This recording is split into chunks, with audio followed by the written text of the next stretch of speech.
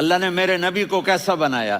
ایک بدو عورت ہے، ان پڑھ عورت ہے، ام معبد الخزاعیہ، وہ میرے نبی کا حلیہ بتاتی ہے.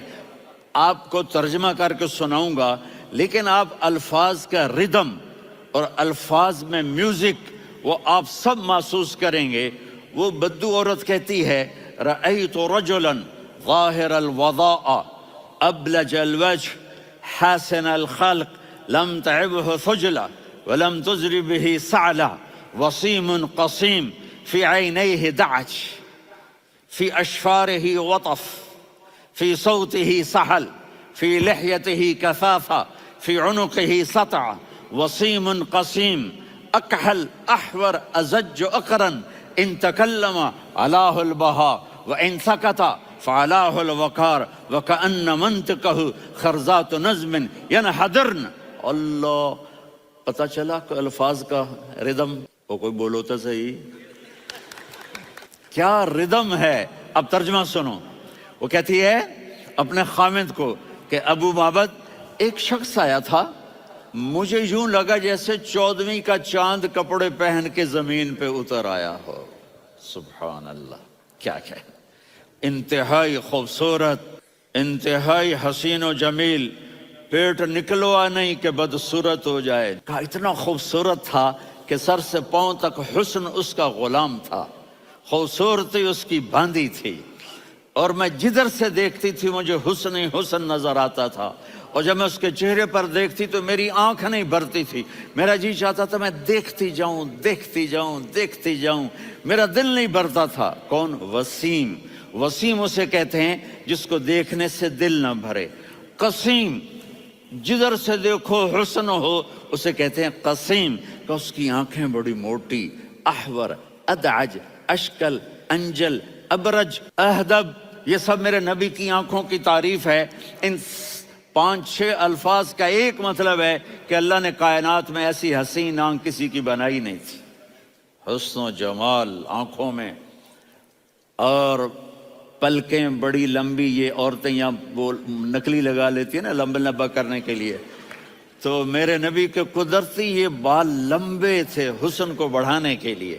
داڑھی بڑی خوبصورت تھی. زبان میں، آواز میں جادو تھا، آواز میں کشش تھی، آواز میں ایک ایسا دل کھنچتا تھا. گردن لمبی تھی، سر سے پاؤں تک حسن و جمال تھا. جب وہ بولتے تھے نور چھا جاتا تھا، جب وہ خاموش ہوتے تھے وقار چھا جاتا تھا. اور سوا البطن و صدر، سینہ اور پیٹ برابر.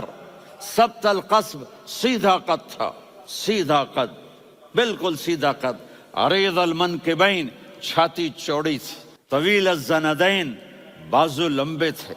رحب الراحہ، یہ ہتھیلی بڑی چوڑی تھی. چوڑی ہتھیلی سخاوت کی نشانی ہوتی ہے.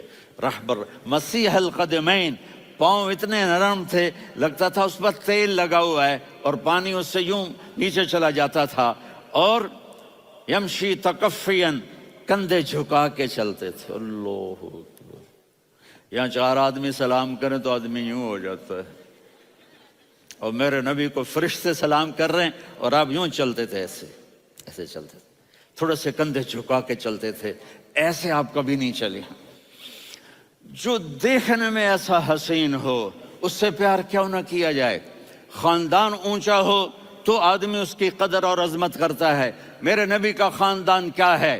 میرے نبی نے فرمایا اللہ نے آدم کی ساری اولاد سے عرب کو چنا، عرب کی ساری اولاد سے مضر کو چنا، مضر کی ساری اولاد سے قریش کو چنا، قریش کی ساری اولاد سے ہاشم کو چنا، اور ہاشم کی ساری اولاد سے اللہ نے مجھے چنا. میں سب سے اعلیٰ خاندان کا ہوں، عالی نسب ہوں. میرے اللہ نے میرے 10 نام رکھے ہیں. میں محمد، میں احمد، میں ماہی، میں حاشر، میں عاقب، میں فاتح، میں ابو القاسم، میں طٰہٰ، میں یاسین. ان سے پوچھو. میں ایک مثال دیتا ہوں. محبت ہوتی ہے نا، چھوٹا بچہ گود کا، میرا چاند، میرا دلارا. یہ اس کا بچہ بٹن جتنا، یہ نبیل کا اتنا سا ہے، تو اس کو کبھی یوں اٹھاتا ہے، کبھی یوں اٹھاتا ہے، کبھی یوں اٹھاتا ہے، کبھی یوں اس کو لوریاں دیتا ہے. میرا چاند، میرا کالا ٹٹ، میرا چاند، میرا چاند، میرا چاند. تو میرے رب کو اپنے حبیب سے محبت ہے تو صرف محمد نہیں کہتا. چونکہ محمد کہنے سے محبت کا فلو نکلتا نہیں، تو اللہ نے اپنی محبت کے فلو کو نکالا، میرا محمد، میرا احمد، میرا ماہی، میرا حاشر، میرا عاقب، میرا فاتح، میرا قاسم، میرا ابو القاسم، میرا طٰہٰ، میرا یاسین، یہ اللہ نے اپنے حبیب کے نام. اور پھر قرآن میں جاؤ، شاہد، مبشر، نذیر، داعی الی اللہ، سراج منیر، رؤوف، رحیم، عزیز، حریص، مزمل، مدثر، یہ اللہ نے پورے قرآن میں سارے نبیوں کا نام لیا. یا عیسیٰ، یا موسیٰ، یا یحییٰ، یا ابراہیم، یا نوح، نام لے کر پکارا، لیکن اپنے حبیب کو ایک دفعہ بھی یا محمد نہیں کہا، بلکہ لقب سے پکارا، یا ایھا النبی، یا ایھا الرسول، یا ایھا المزمل، یا ایھا المدثر. میرے رب نے اپنے حبیب کو ساری نسلوں میں سب سے عالی نسل بنایا. اگر اپنے نبی سے پیار نہ کریں تو کس سے پیار کریں؟